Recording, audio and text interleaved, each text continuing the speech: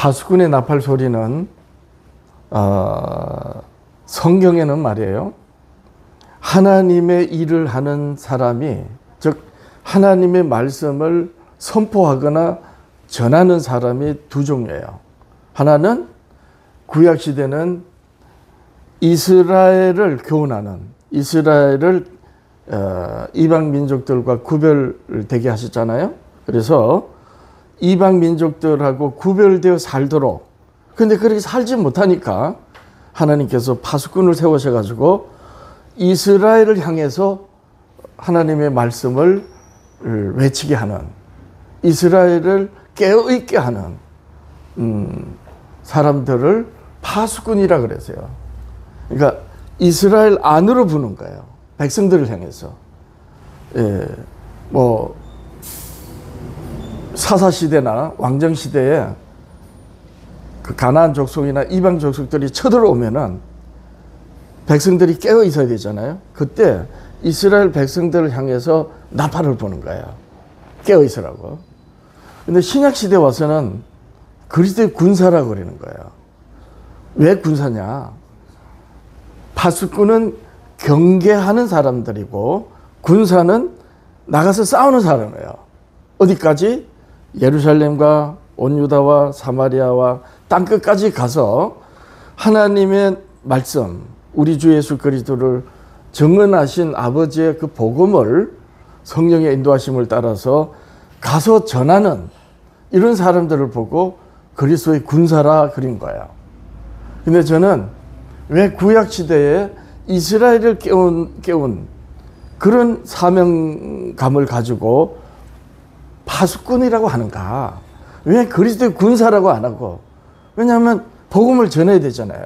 하나님을 알지 못하는 사람들에게.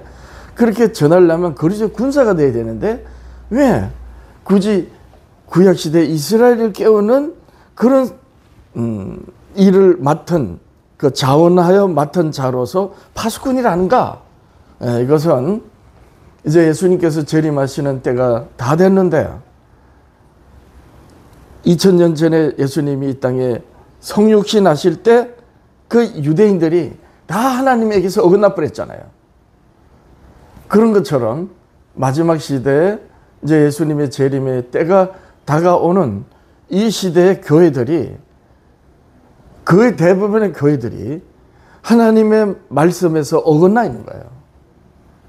네, 그래서 저는 자원에서 교회를 깨우는, 정통 비정통 이단 할 것 없이 같은 성경에 같은 하나님 같은 그리스도를 같은 성령으로 믿는다 하면서도 다 말을 다르게 하잖아요.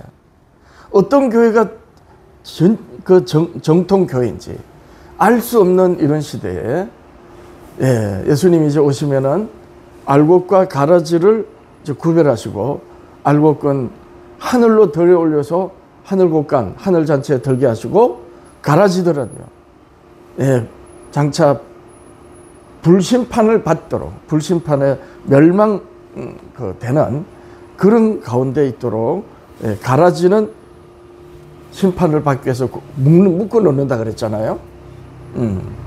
그렇게 알곡과 가라지가 이제 구별되고 구원되고 남아있게 되는 거죠. 멸망하게 되는데 그 가라지가 누구냐? 비기독교인들이 아니에요. 비기독교인들은 가라지 축에도 못 들어. 근데 가라지는 누군가? 바로 주여 주여 하지만, 그래서 주의 이름으로 선지자 노릇하고 주의 이름으로 많은 귀신을 쫓아내고 주의 이름으로 많은 권능을 행하였지 않습니까? 주여 하는 산상수훈 결론이죠. 모래 위에 집을 짓는 자들, 멸망의 넓은 길을 가는 자들, 못된 나무에 나쁜 열매를 맺는 자들. 하나님은 포도원에 극상품의 포도를 심어서 하나님께서 원하시는 그 열매를 기다렸는데 덜 포도를 맺고 마는, 이스라엘이 그랬던 거예요. 그런 오늘날 교회들을 향해서 하늘 지성소에서 그리스도께서 뭘 하신다 그랬나요? 요한계시록 3장 20절에 보면 내가 문 밖에서 문을 두드린다. 그 두드리시는 문이 뭡니까? 요한계시록 7교회 마지막 교회, 오늘날 이 시대를 계시하는 라오디게 교회 문을 두드리시는 거예요. 누구든지 문을 열면 내가 그 교회로 들어가는 게 아니고 문을 여는 그에게 들어가.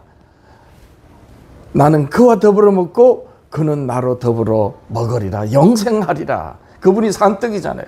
생명의 떡. 그래서 나는 그와 더불어 먹고 그는 나와 더불어 먹으리라. 영생한다는 거예요. 그래서 이 시대는 그리스도의 군사가 필요한 시대이지만 여전히 저들만의 잔치를 하는 교회들, 슬기로운 처녀들과 미련한 처녀들이 다 신랑을 기다렸잖아요.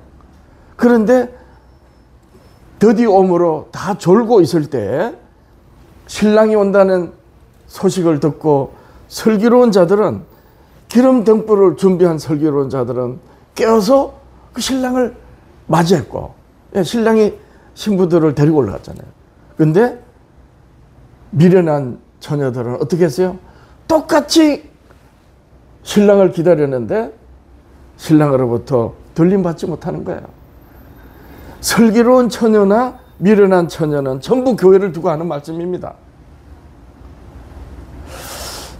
오늘날 교회 목사님들이 이걸 성도들한테 똑바로 말을 안 해주는 거예요. 왜?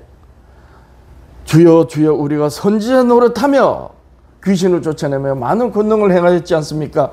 라는 자들이 누구다? 선지자들이에요. 교회 목사들.